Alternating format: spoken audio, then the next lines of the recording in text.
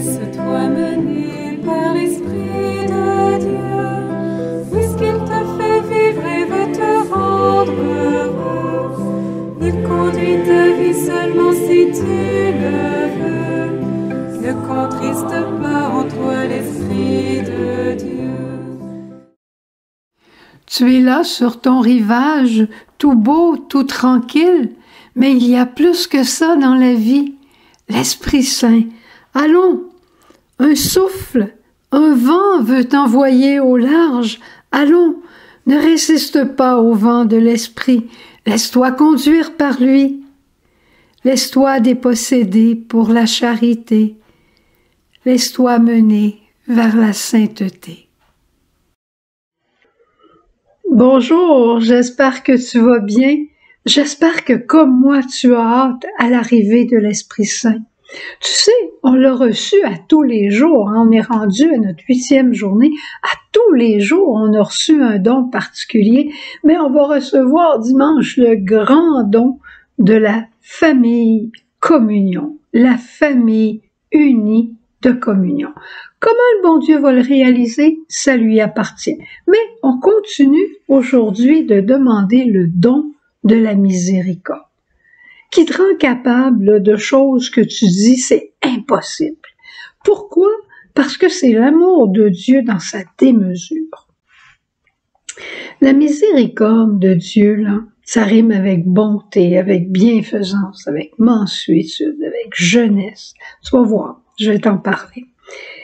C'est souvent le premier nom que les gens apprennent. La première expérience de Dieu qu'on fait, c'est souvent une expérience de sa miséricorde.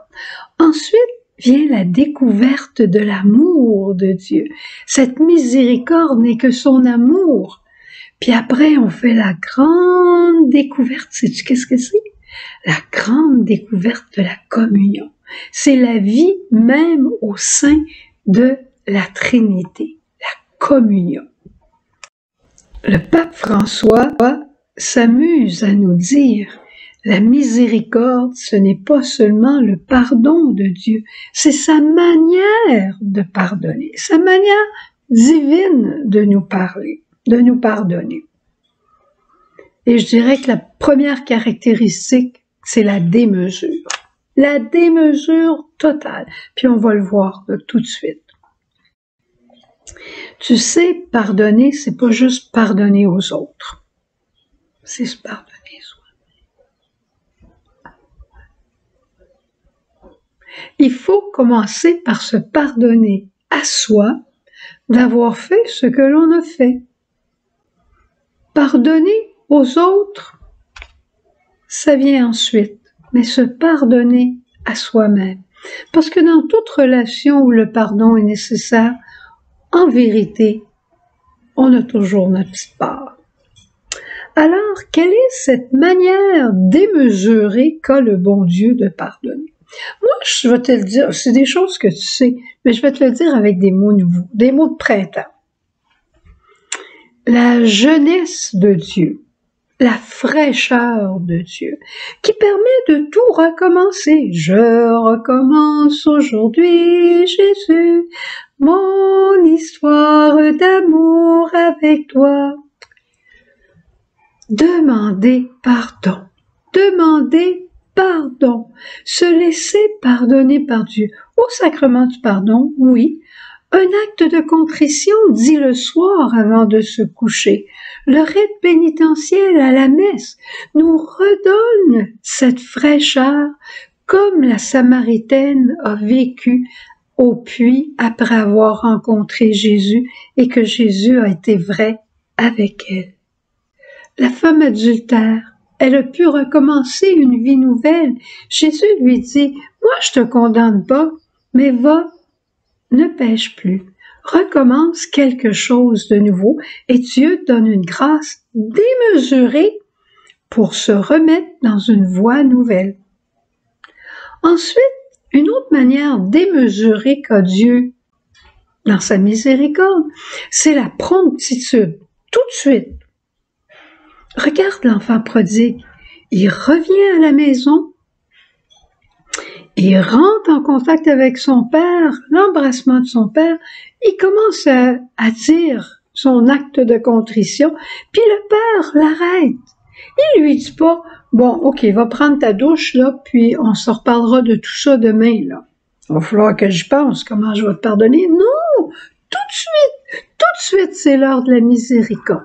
La nouvelle robe, la fête, le veau gras, tout le monde entre dans cette histoire de la promptitude, de la miséricorde démesurée.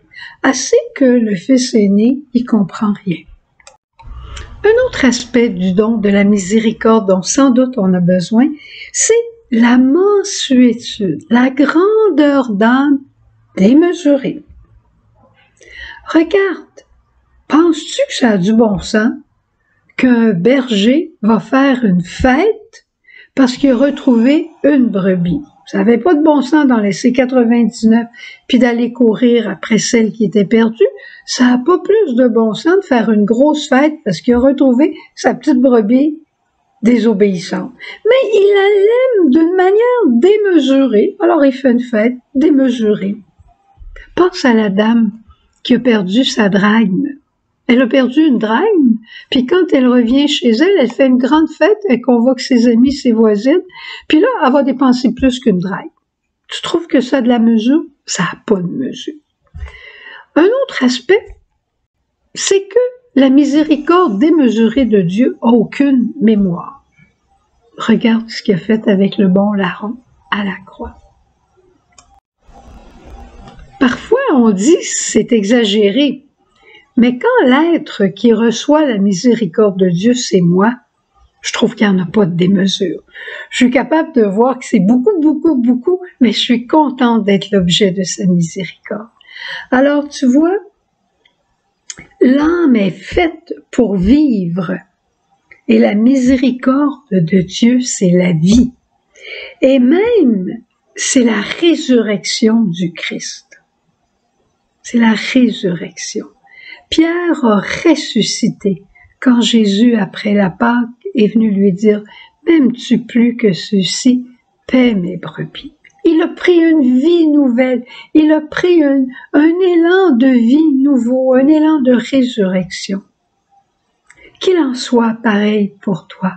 Et rappelle-toi, ce que tu le reçois aussi pour le diffuser, pour le donner aux autres.